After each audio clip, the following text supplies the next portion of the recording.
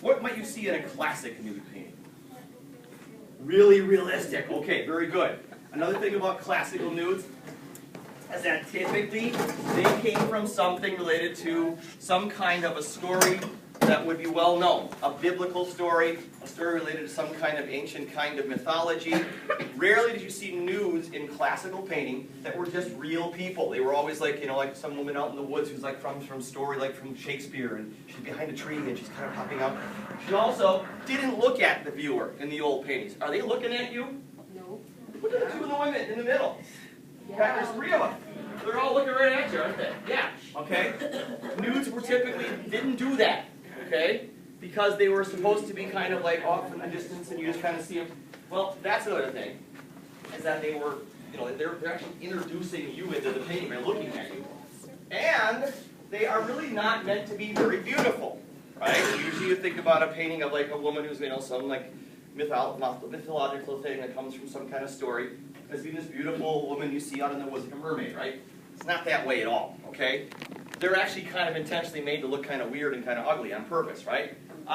So keep that in mind. But he did that on purpose, right? He picked a theme that people would relate to really well. That is that there were a lot of nudes in art museums. There still are, right? If you go to an art museum that has old paintings, there's nude paintings in there. I'm not talking about like pornographic naked, but there's nudity in these paintings. You've probably seen them. And people knew what they were, right? They recognized that. It was a very common thing, because artists did a lot of paintings of that type of subject matter, because it's like since a really long time ago, there was always paintings of nudes. So he knew that. So he said, hey, it's a well-known subject matter. For that reason, I'm going to do my weird experiments on it, because people can recognize the theme so well that I can go ahead and have a lot of freedom to change it and mess around with it. Okay? So first thing is, when you look at these figures, what's really wrong with them? Like, just point some things out. Their faces. Okay, their faces. Give me an example. What are you noticing? There's discoloration and it's not proportionate. Okay, not proportionate. Coloration is funny. They're deformed. Okay, what else?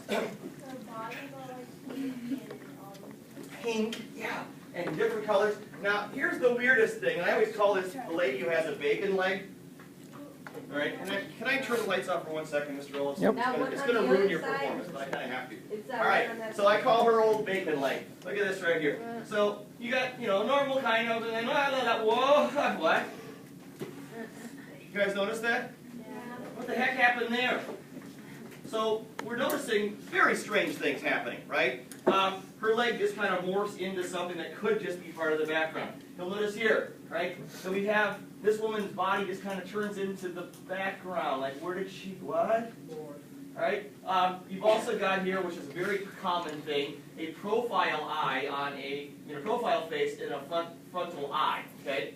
So again, what was the thing that they liked a lot that says on statement? It was the last one that was written on the screen before I turned it off. Introduce you to the picture.